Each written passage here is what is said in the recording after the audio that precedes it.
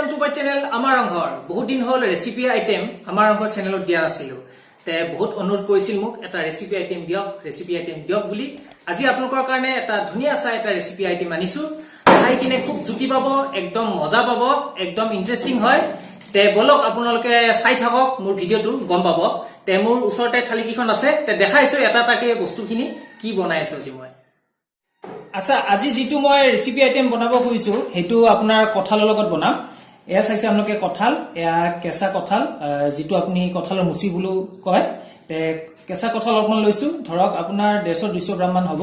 তাৰপিছত ইয়াতে লাগিব আপোনাৰ পিয়াজ যেটো মই পিছি ৰাখিছো কেঁচা জলকীয়া নহৰু বিলাহী যেটো মই পেষ্ট কৰি ৰাখিছো তাৰপিছত আকৌ কটা পিয়াজ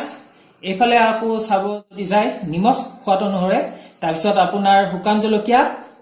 জিৰা হালধি ৰেড মিৰ্চ আপোনাৰ গোটা জিৰা লাগিব আপোনাৰ গৰম মছলা আৰু অলপমান মিট মছলা তে এই আইটেমটো আমি কেনেকৈ বনাব পাৰো তে বলক আমি এতিয়া পাকঘৰলৈ যাওঁ প্ৰথমতে মই কেৰাহী গৰম হ'বলৈ দিলো তে আমি অলপমান তেল লৈ লওঁ মনত ৰাখিব তেলটো অলপমান আপুনি বেছিকৈ ল'ব লাগিব কাৰণ কঁঠালে তাৰমানে অলপমান আপোনাৰ তেলটো হুহি লয় তে অলপমান বেছিকৈ অলপমান তেলটো লৈ ল'ব আপোনালোকক এটা মই কথা ক'ব পাহৰিছিলো তাৰমানে আপোনাৰ মই বৰ্তমান আপোনাৰ কঁঠালৰ লগত আপোনাৰ দেখা পাইছে মই আলু লৈছো সাধাৰণতে আলু বহুতে নলয় কিন্তু যদি ইচ্ছা কৰে আপুনি আলু ল'ব পাৰে তে মই অলপমান আলু খাই ভাল পাওঁ সেইকাৰণে কঁঠালৰ লগত অলপমান আলু লোৱা হৈছে যিখিনি আপোনাৰ তেল গৰম হৈছিলে তাতে আমি কঁঠাল আৰু আপোনাৰ আলুখিনি ইয়াতে দিলো আৰু এতিয়া অলপমান মিলাই লম যেতিয়ালৈকে আপোনাৰ ৰংচঙীয়া হৈ নাযায় তেতিয়ালৈকে আপোনাক কৈছিলো যে কঁঠাল আৰু আলুখিনি অলপমান ৰংচঙীয়া হ'ব লাগে তেতিয়া এইখিনি হোৱা বুলি ভাবিব আৰু তে ৰংচঙীয়া হ'ব ধৰিছে আৰু জাষ্ট ধৰক 1 মিনিট মান অলপমান লৰাৰ পিছত আমি ইয়াক কাঢ়ি থৈ দিম কুকাৰটো অলপমান গৰম হৈছে এতিয়া আমি অলপমান ইয়াতে তেল দিম তেলখিনি চাইছে আপুনি তেলখিনি গৰম হৈছে আমি এতিয়া এটা কাম কৰিম প্ৰথমতে আপোনাৰ এই পিয়াজখিনি যে আছিল আমি যে কটা পিয়াজখিনি ৰাখিছিলো এই কটা পিয়াজখিনি এই কুকাৰত দি লম লৰাই অলপমান আপুনি ফ্ৰাই হ'বলৈ দিব যাতে এটা কালাৰ এটা আহে সেইখিনি হোৱাৰ পিছত আপোনাৰ যিখিনি পিউৰি আছিল আমি পিউৰিখিনি দিব লাগিব এইখিনি আপোনাৰ পিউৰি হয় এই পিউৰিখিনি ইয়াতে ঢালি দিম এতিয়া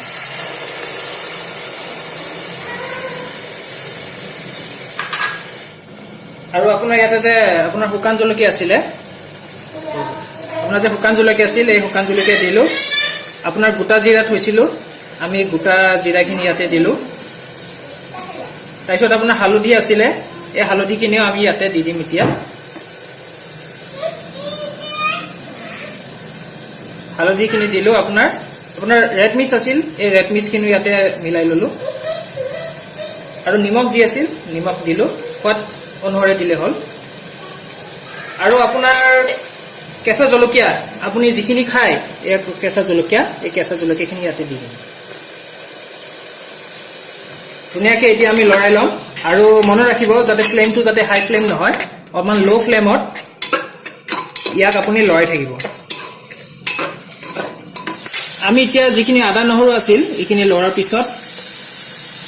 এই আদা নহৰুখিনি ইয়াতে দি ল'ম দি কিনে অলপমান মিলাই লম আৰু মই অলপমান দেৰিকৈ দিওঁ কাৰণ আদা নহৰু অলপমান মানে চেণ্টটো থাকি যায় সেইটো কাৰণে অলপমান মই পিছত দিছোঁ আদা নহৰু এই বস্তুটো আকৌ ধুনীয়াকৈ কম ফ্লেমত আপুনি ধুনীয়াকৈ আকৌ লৰাই ল'ব মনত ৰাখিব যাতে জ্বলি নাযায় মোটামুটি আপোনাৰ 5 মিনিটমান আমি লৰালোঁ এতিয়া আমি দিবলৈ হৈছে যিখিনি আপোনাৰ দেখা পাইছে এই আলু আৰু এইখিনি ভজা আপোনাৰ কঁঠালৰ মুচিখিনি এতিয়া ইয়াতে ধুনীয়াকৈ আমি মিলাই ল'ম এতিয়া আৰু বেছি দেৰি নালাগে আৰু আমাৰ কাম শেষে হ'ব বেছি টাইম নাই আৰু চাই থ'ব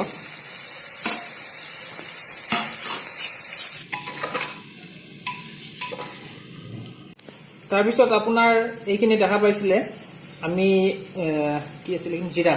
এইখিনি জিৰা আছিলে এইখিনি আপোনাৰ মিট মছলা আছিলে আৰু এইখিনি গৰম মছলা আছিলে তে আমি এতিয়া এই যিখিনি মিট মছলা আছিলে আমাৰ এই মিট মছলা ইয়াতে আমি মিলাই ল'ম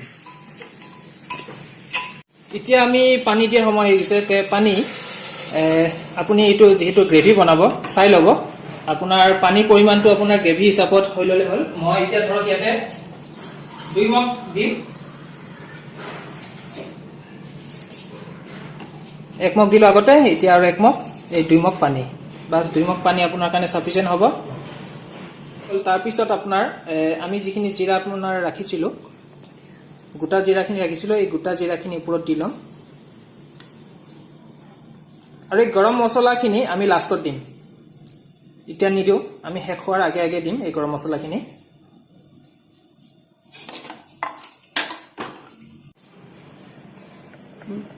এই চাওক আপোনাৰ অলপমান উতল আহিছে। এতিয়া আমি কি কৰিম, প্ৰেছাৰ কুকাৰত আপোনাৰ 4টা বা 5টা আপোনাৰ হুইচেল মাৰি দিব। জাষ্ট এতিয়া আমি ইয়াক বহালো, 4-5টা হুইচেল মাৰি কিনে ইয়াক আমি বন্ধ কৰি দিম।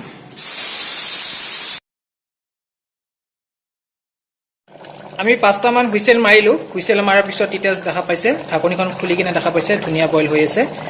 এতিয়া আমি কি কৰিম, ইয়াতে আপোনাৰ গৰম মছলা যিখিনি আমি লৈছিলোঁ সেই গৰম মছলাখিনি ইয়াতে ঢালি দিম। এই গৰম মছলাখিনি ইয়াতে ঢালি দিম। জাষ্ট তাৰপিছত আৰু ধৰক মোটামুটি 2-3 মিনিটমান পিছত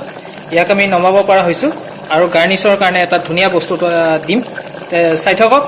গম পাব। মই আপোনালোকক কৈ আছিলোঁ গাৰ্নিছৰ কাৰণে এটা বস্তু দিম, আৰু গাৰ্নিছৰ কাৰণে মজা বস্তু এটা আহি আছে। এইটো হ'ল আপোনাৰ ধনিয়া। ধনিয়া দি ইয়াক ধুনীয়াকৈ আমি গাৰ্নিছ কৰি ল'ম। বাছ আপোনাৰ কঁঠালৰ মুচিৰ চব্জি ৰেডি। খাবলৈ একদম ৰেডি হৈ যাওক, খাই বহুত ভাল পাব দেই।